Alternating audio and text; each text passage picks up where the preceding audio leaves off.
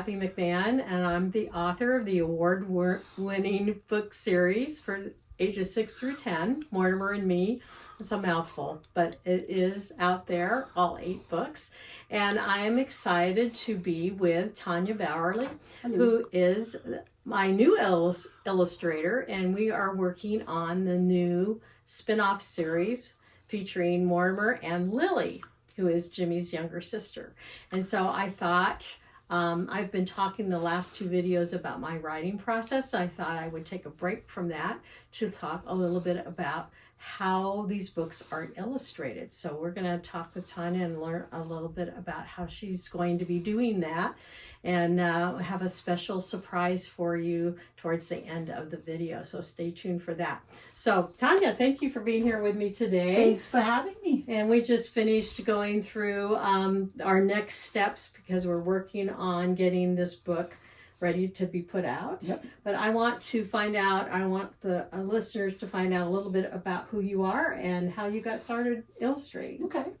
My name's Tanja Bauerle, and I am a author illustrator as well. I'm published with as an illustrator. I have, I think, 10 or so books that I've illustrated, ranging from chapter books, picture books, a variety. Did some photo illustration for a book just a couple of years ago. My background is actually, I'm a designer. I have a graphic designer. I have a branding business. I have a degree in computer animation, which... Ooh, I didn't know that. Yeah, the funny thing is I fell in love with layout, which is background design, which is, for the most part, a static aspect of animation. So that's, the connection with illustration there. I've always drawn my whole entire life. I'm originally from Germany and moved to Australia when I was 11.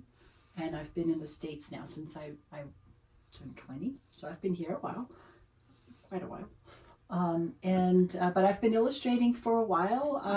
I just love being able to visually bring to life the written word. So it's something that I've always wanted to do. And I started working with some independent authors, have done some work with some smaller publishers like Raven Tree Press when they were still around, Grand Canyon Association. And I'm also working on my own books that I've both written and illustrated, ranging from picture books to a middle grade historical fiction novel that started out as a wordless picture book. So yeah, how does that work? It's starting out wordless and then all of a sudden it's a novel. What I've learned is that the story will dictate the format, because it is a non-fiction. It's based on a real village and different things that happened to this village. Content was not really picture book appropriate, so it took me a while to find that trajectory, but it's become an illustrated novel. So I'm working on edits on that right now. So did you go to art school or okay? Yep. I started going to art school in Australia, but then I moved over here.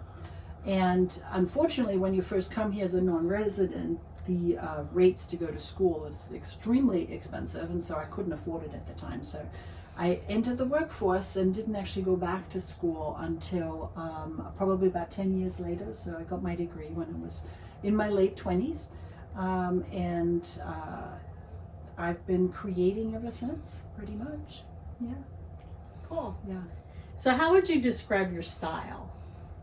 I probably am more on the whimsical style. I'm not really photorealistic or anything. I'm not cartoony though. I'm definitely not a cartoonist or a comic book artist. So it's kind of, I like working traditionally. So I sketch traditionally. I put everything together in Photoshop so that if I have all my components that I include in an illustration, but when it's completely finished, I will actually print out my final composition and transfer it to my drawing board and actually create traditionally. So I use traditional mediums from pencil to graphite to watercolor to water-soluble oil pastels to gouache. I mean, all sorts of Wow. whatever. That's a lot. Whatever the particular illustration calls for. Okay. Yeah. So the picture that's behind us, it's out of the frame of the video right now, but we focused on that at the introduction. So that is a painting by Tanja that I was fortunate enough to get at an auction. So I hang it above my creative space, my computer and my keyboard, just to kind of give me some inspiration. So are you thinking that the illustrations would be somewhat that same style? Yes, to some degree. Lily is actually going to have a different personality. She definitely has different hair and different things. The majority of the artwork is going to be black and white. Right. So it is going to have a different feel, but the overall essence of how the illustrations will feel probably will definitely echo that type of style. Okay. Yeah. So we are in the stages right now where I had talked about in the earlier videos about my brainstorming process, and then one of the first things that I did was to send Tanja some character descriptions so that she could picture in her head what the characters are going to look like. Now, some of the characters are the same as in the Mortimer and Me series, but my illustrator for that series, Tom Tate, had more of a cartoon style. So we're excited about these same characters they'll look a little bit different, maybe quite a bit different than the way that Tom saw them, but that's part of the creative process too, is that and people change, as they get a little bit older, kids are going to look a little bit different. So when you if you are a fan of the Mortimer and Me series and you pick up the first book with Mortimer and Lily and you think, well, this doesn't look like Lily at all, but remember, Lily started out as a first grader in that the other series, and now she's a third grader, so she's grown up a little bit. Her hairstyle is going to be different, and we will learn a lot more about her personality, and that's what an illustrator does, is take the description of the personality and try to depict that in the illustration, which I find fascinating because I obviously don't do that myself. I could write the personality, but to actually show it is difficult. So Tanja has completed the cover, and I'm going to show that when I'm done talking. I'm going to show you what the cover looks like, and you will see that Mortimer has a different look also. Okay. So here is the cover that Tanja has come up with, and I'm going to let her tell you a little bit about the process of how she came up with this style for this new book. So it's interesting with a series because you have a series title and then you have the book title. So I felt it was important to capture the overall feel of the setting in the series title, and that's the Mortimer and Lily header that you see at the top. I wanted to kind of integrate, the whole idea of Mortimer the Moose. But then we have the book title, which is Moose in Training, and I wanted the type to be very friendly and very approachable because that's what the characters are.